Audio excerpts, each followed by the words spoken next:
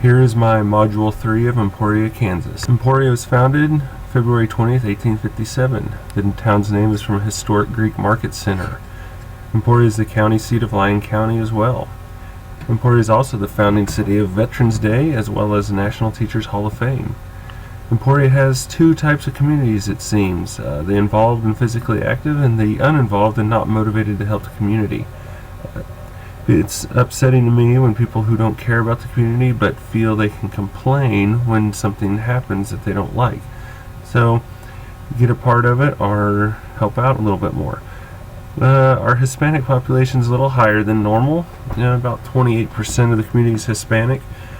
Our local or social class to me would be considered middle to lower class.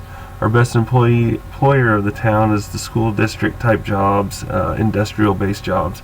It's also the home of Dolly Madison and the Twinkie. I like to consider our type of jobs in this town blue collar. Some characteristics: our education level in 2013, the last time these stats were taken, almost 80% completed 8th grade, almost 78% completed high school, 53% completed some college, 29% got their associate's degree, 24% got their bachelor's degree. English is spoken by 77% of the community. The other 20% is Spanish. It has a population of 25,245. 83% are considered Caucasian and 27% are considered Hispanic. Some communication aspects. I added a link for the radio stations, the ones that are closest to us, most powerful. We have one newspaper, the Emporia Gazette, some local websites you can use to get information about the town, the Emporia Chamber of Commerce, the district homepage, Emporia, Kansas, or the city page, and a visitors page, visitemporia.com. Some communication things that are very necessary for our community is some people who are bilingual. We use interpreters a lot in our town, especially for parent-teacher conferences. My wife, who works at the hospital, says interpreters help them diagnose patients. So being a town that does not have people who speak only one language, it can be a barrier for us, but the interpreters help remove that barrier. Most information is delivered via the radio or newspaper. The kvoe.com is a website used to gain information in the community as well. Community groups who are very recognized in the community, the Chamber of Commerce is responsible for many of the activities in the city of Emporia. The group has the opportunity to get the word out when the community needs to be addressed or entertained. They provide ribbon cuttings, the annual Christmas parade, communities that help problem solve, and so on. There's another group representing Emporians. It's called HOT, Hispanics of Today and Tomorrow. This group's help recognize the Hispanic community, such as helping provide scholarships and so on. It's a very positive group and it provides many great opportunities for Hispanics in our town. There are two colleges in Emporia, Emporia State and Flint Hills Tech.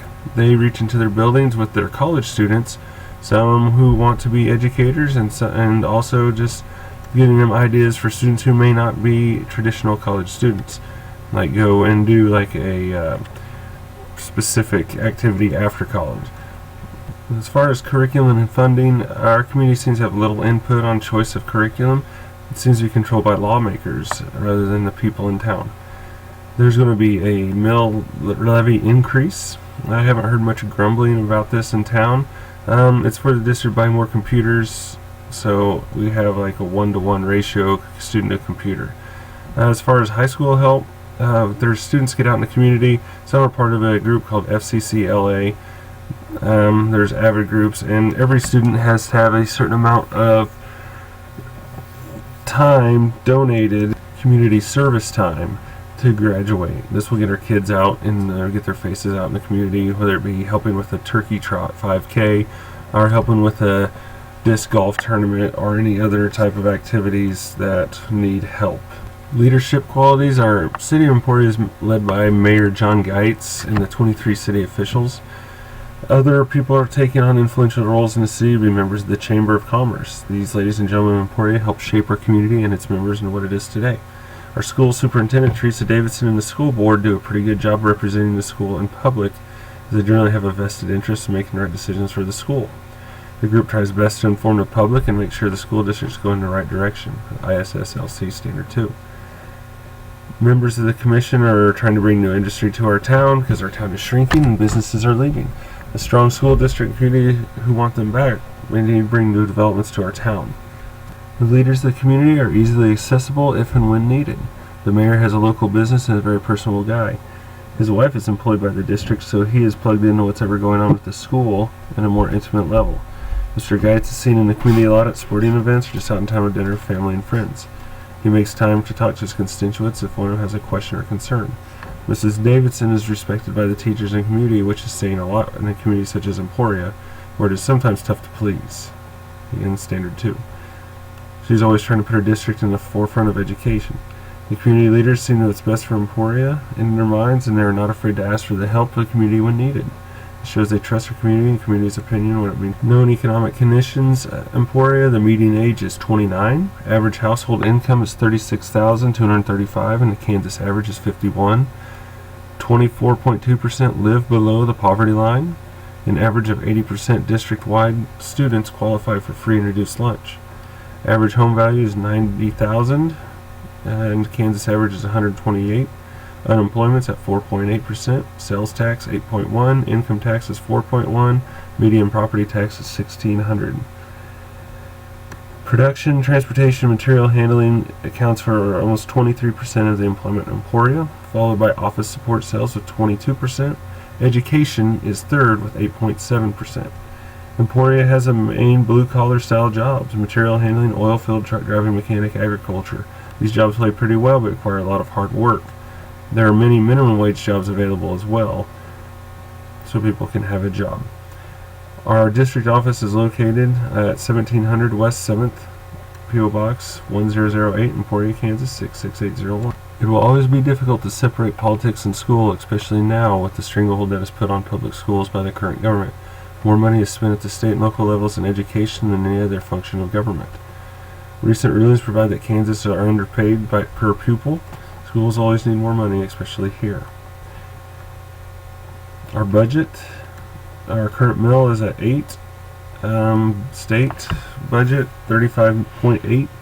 Federal 7.4 million, and local 28.9. At the bottom I included a link to check out these numbers from the budget found on our district home. Crime rates in Emporia have decreased over the years. The last crime stats I found showed violent crime at the rate of 142 versus national average of 214. Property crime was 234 versus the U.S. average of 266.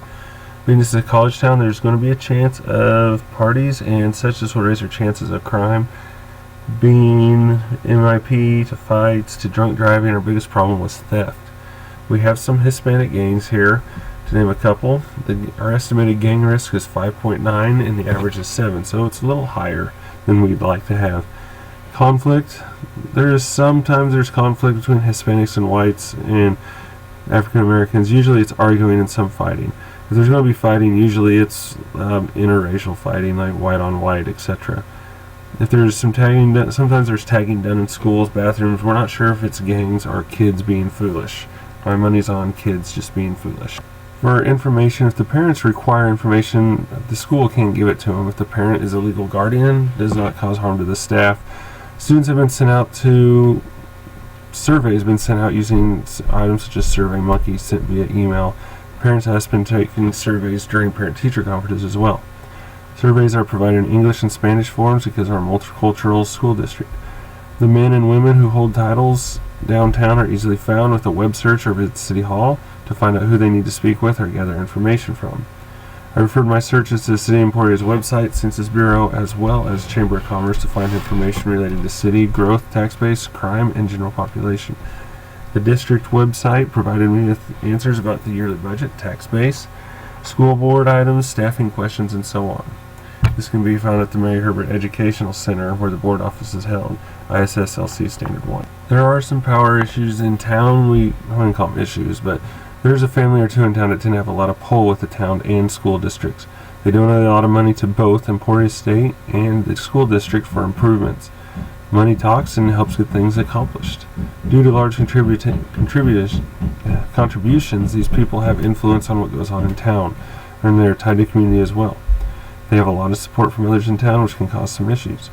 Say, for instance, they don't like who is coaching a sport, they can get the community to change their minds, and that person might lose their job. So it's kind of sad how power can corrupt.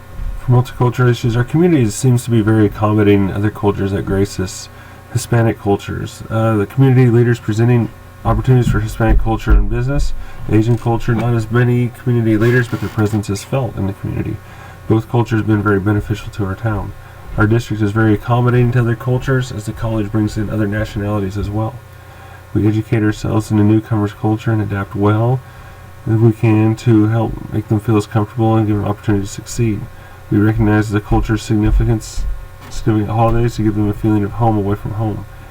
Our school district does not have a dress code per se, but I've been working here for a year and a half, and I've yet to see a person dressed in their native wardrobe either in school or in the streets of Emporia. Our power structure, Mrs. Davidson does a fantastic job making sure our financial interests are taken care of.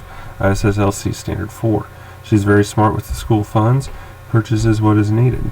She listens to what the schools need and finds a way to make it happen. Mrs. Davidson and her staff are proactive and understand our fiscal situation maybe in the future. Mrs. Davidson and the board soon have a backup plan for a backup plan, so this provides confidence with our school leaders in the community. ISSLC Standard 6. In other words, we are pretty sure they can handle it and get the job done when needed. Measuring public opinion, if you go to the coffee shop, you will hear the normal grumblings about the community, but the school district doesn't seem to come up that often. More people are worried about economic growth in our town. They want more businesses to bring in more money, to bring in bigger families, and so on, for our school district to not die out. They want mom and pop businesses to stay strong, but they don't want outsiders moving in. Kind of like a Menards might move in and close out one of our handyman stores. The social media has taken over for the issue of public opinion, and this leads to false information. One person may make up posts. Usually people talk when they're angry, and it usually comes out negative, and people pile on. The comments are not official words, which is truly happening, so misinformation is out there causing issues. Facebook and Twitter are kind of bad about this, and it's causing stress when stress needs not to be had. So if they have questions, they should call the school rather than going to Facebook and trying to figure out what's going on. Some public opinion surveys. KVOE.com has polls and surveys posted about current events sometimes, but these are unscientific polls because one person can vote many times. The school will send out questionnaires with students or mail them to see if the families are doing with the new item being pushed into school. One that came up recently, and we had this at parent-teacher conferences, was a safety survey. They're talking about anti-bullying, see if their kids feel safe at school. The school will have the parent complete the surveys when they're at school for required events, and when this happens, questionnaire will be printed or shown in English or Spanish. Parents have to fill out the name, address, and relationship to child prior to answering questions. And since it's done on a computer, it provides accurate and speedy results. On occasion, we'll send out a mailer for surveys. This usually produces low responses with little or no participation. Finishing up, doing this project helped me realize there's a lot more going in my town than I thought there was. From the issues that might have been to some of the very positive things that go on. I listed all my resources here, and also a few phone calls to some local people who have been here for a while to help give me some answers. So it's very good information I got from this, and found it very helpful, and see my town in a different light, which is a very good thing. Thank you.